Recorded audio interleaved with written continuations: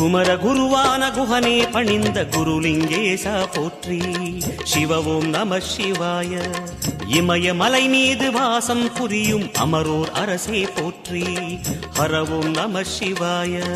மண்ணும் நம சிவாயம், மரமும் நம சிவாயம், விண்ணும் நம சிவாயம், விளைவும் நம சிவாயம். மணிமயமாகிய மந்திர மலையில் சுந்தரமானாய் போற்றி. சிவ ஓம் நம சிவாய. அணியாபரணம் பல வகை சூடும் அருள்